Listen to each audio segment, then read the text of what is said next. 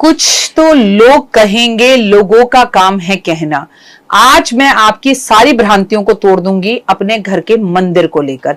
अभी अभी आज मैं किसी के घर से आ रही हूँ, वो हमारे परिवार का हिस्सा है। उनकी बिटिया की तबीयत बहुत खराब थी, तो मैंने उनके घर में जैसे एंटर करा तो उनके घर के दरवाजे के बिल्कुल पीछे मंदिर था जो काफी भारी था, जिसकी वजह से उनको काफी समस्याएं आ रही थी। तो मैं ऐसी बिटिया को मिलने चली गई थी, वो मेरा परिवार के जैसा हिस्सा है। तो मैंने बोला कि वो बोले जब से हम इस घर में आए हैं बहुत परेशानी हो रही है। मैंने कहा बस ये मंदिर यहाँ से उठा दो, तुम्हारी सारी परेशानियां खत्म। शायद माता रानी ने मुझे यही बुलाने के लिए वहां बुलाया था। तो आज मैं आपको बताऊंगी कि अगर आपके घर में मंदिर है, कैसा हो, कहाँ हो, कितनी मूर्तियां हो, मूर्तियां टूट जाएं तो क्या करें, किताबें फट जाएं तो क्या करें, और बहुत सारी भ्रांतियां आपके मन में हैं वो कीजिए और उन्हें समझिए। कार्यक्रम की शुरुआत में जो सबसे पहले बिलीव इन कर्मा। सुस्वागतम, वेलकम, अभिनंदन। मैं हूं आपके साथ आपकी अपनी होस्ट दोस्त डॉक्टर वायरा की। आपका स्वागत अभिनंदन करती हूं आपके, मेरे और माता रानी के इस खूबसूरत से यूट्यूब चैनल पर।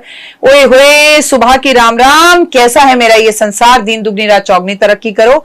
देखा ये खूबसूरत सा पेड़, मेरे पति देव के जन्मदिन पर किसी ने मुझे ये ईवल आई का पेड़ दिया। ये पेड़ आपके घर में होना बहुत शुभ होता है, और अगर आपको ये कोई गिफ्ट में दे और नीचे उसके उल्लू बैठा हुआ हो तो ये और भी ज्यादा खूबसूरत और शुभ संकेत होता है। तो मैंने इसे अपने ऑफिस में रख लिया कि उल्लू घर में रख सकते हैं, मंदिर में भी रख सकते हैं, और मिट्टी का हो तो बहुत ही उत्तम। और अगर ऐसे गिफ्ट आपको मिलते हैं जो फेंगशुई से जुड़े हुए होते हैं तो वो आपके जीवन में बड़ी पॉजिटिविटी को लेकर आते हैं। वहां पर कुछ भी नकारात्मकता नहीं होती, तो नेगेटिव सोच को अपने मन में बिल्कुल भी लेके ना आए।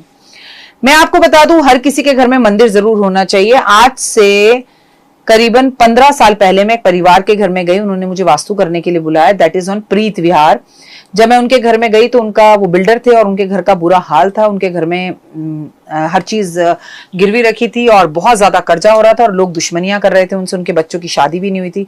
तो उनके घर का पूरा मुआयना करते करते जब मैं फर्स्ट फ्लोर पे पहुंची तो उनकी बहुत सारी अलमारियां थी। मैंने पूछा इन अलमारियों में क्या है, खोला तो देखा सारे भगवानों को उन्होंने अलमारियों में कैद कर रखा था, बंद कर रखा था।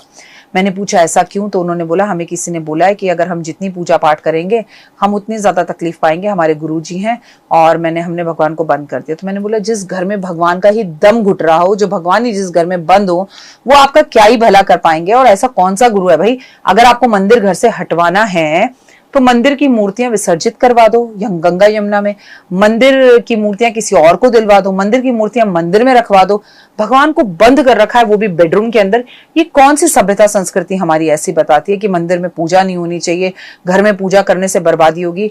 कलयुग केवल नाम उद्धारा, मतलब उद्धार करने के लिए श्री राम, राधे राधे, जय माता दी, जय श्री कृष्णा, यही नाम बहुत है। और जो पूजा करें वो तो तर जाएंगे। तो मैंने उनकी सारी मूर्तियां बाहर निकलवाई, उनको दोबारा बोला पूजा शुरू करो। उन्होंने पूजा शुरू करी और 1 साल में उनके घर में 2 शादियां हुई और 2 बहुएं आई। तो चीजें सही हो सकती हैं, लेकिन ये नहीं कि गुरु जो कहे वो आंख बंद करके मान लो, और गुरु ये कहे मूर्तियां घर से निकाल दो, पूजा मत करो, जोत मत जलाओ, तो वो बात तो मेरे सर पे से उतर जाती है। प्लीज ऐसे किसी गुरु की बात मानने की जरूरत नहीं है, खूब पूजा करे। आपके घर में मंदिर छोटा हो या बड़ा हो, सबसे पहली बात मंदिर रसोई में ना हो। दूसरा, आपका घर छोटा हो या बड़ा हो, मंदिर बेडरूम में ना हो। अब कई लोग कहते हैं मैम हम बहुत गरीब हैं, हम सब्जी वाले हैं, हम क्या करें, हमारा तो मंदिर ही जो है वो हमारा एक ही कमरा है, एक ही कमरे में हम मंदिर रखते हैं। तो भगवान को किसी ऊंची जगह पर मंदिर में स्थान देकर और वहां पर भगवान का ऐसा मंदिर बना दो कि उसके पट सोने जब आप रात को जाओ, जैसे मंदिर के दरवाजे बंद हो जाते हैं वैसे बंद हो जाए।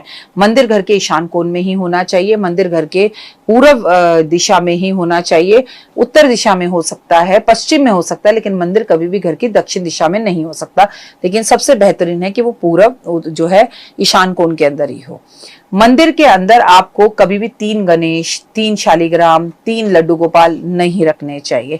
आपको किसी को भी मंदिर में तोहफे में भगवान गिफ्ट नहीं देने चाहिए। इस चीज के मैं टोटल अगेंस्ट हूँ।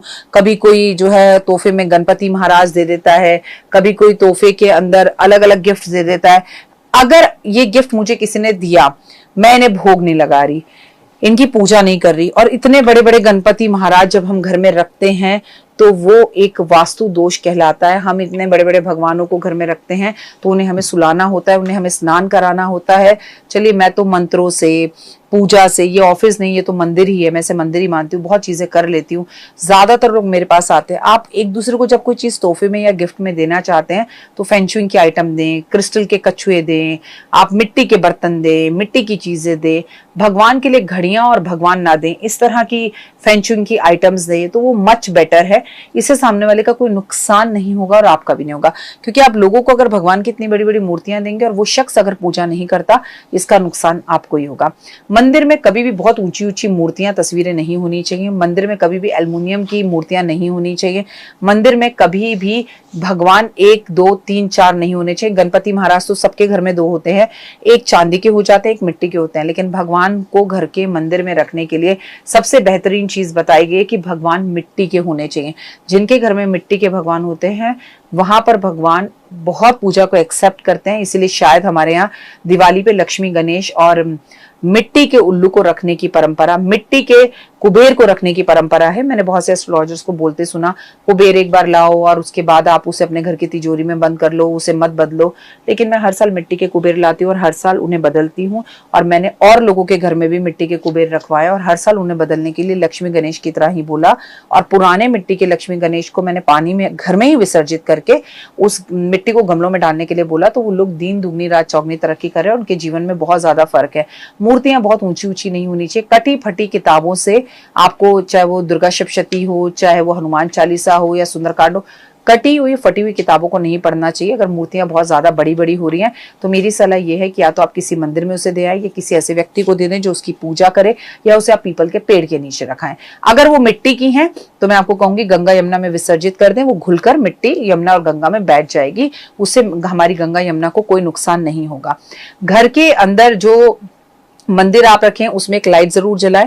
रात में मंदिर के कमरे में कभी भी फुल अंधेरा नहीं होना चाहिए। मंदिर में भगवान को सुबह शाम जोत जरूर जलाएं। मंदिर में भगवान की पूजा, आराधना, अर्चना, आरती जरूर करें। मंदिर में दीपक जरूर जलाएं। मंदिर में शंख जरूर बजाएं। 2 से ज्यादा शंख मंदिर में नहीं होने चाहिए। एक बजाने वाला शंख हो सकता है, एक दक्षिणावर्ती शंख हो सकता है। इससे ज्यादा शंखों को मंदिर में नहीं रखना चाहिए, वो आपको नुकसान पहुंचाते हैं और आपकी लाइफ के अंदर प्रॉब्लम्स लेकर आते हैं। मैं आपको बता दूं, मंदिर छोटा हो या बड़ा हो, लेकिन जिस कमरे में मंदिर हो वहां कोई और ना सोए। मंदिर के साथ गुरुओं की तस्वीरें ना लगाएं। मंदिर के ऊपर कोई सामान ना रखें, मंदिर के नीचे कोई सामान ना रखें, मंदिर को खाली रखें।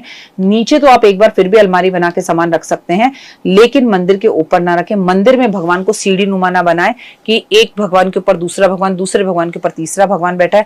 और भगवानों को आप अक्सर अपने घर के मंदिर में कुछ इस तरह से बिठा देते हैं, जैसे स्कूल में क्लास में बच्चे कंपटीशन करते हैं ना, तेरे से मेरे ज्यादा नंबर, मेरे तेरे से ज्यादा नंबर। भगवान हमेशा ऐसे बिठाएं, भगवान हमेशा ऐसे बिठाएं कि एक दूसरे से भगवान बात कर रहे हैं, उन्हें कोई सजा नहीं मिली है। लक्ष्मी जी विष्णु जी को देख रही है, गणेश जी को देख रही है, गणेश जी लक्ष्मी जी को देख रहे हैं। They should talk to each other. इस तरह से नहीं। अगर आपने अपने भगवान की सभी मूर्तियों को सीधा बिठा रखा है तो उन्हें थोड़ा सा टिल कर दें एक दूसरे की तरफ, काव में बिठाएं, ऐसे सी सर्कल में बिठाएं। सारे भगवान एक दूसरे से बात कर रहे हो तो आपके घर में समृद्धि, ताकत और धन दौलत ज्यादा आएगी। अगर अभी तक आपने मुझे लाइक, फॉलो, सब्सक्राइब नहीं करे, लाइक करना बिल्कुल मत भूलो। लाइक करो, कमेंट्स में जय माता दी।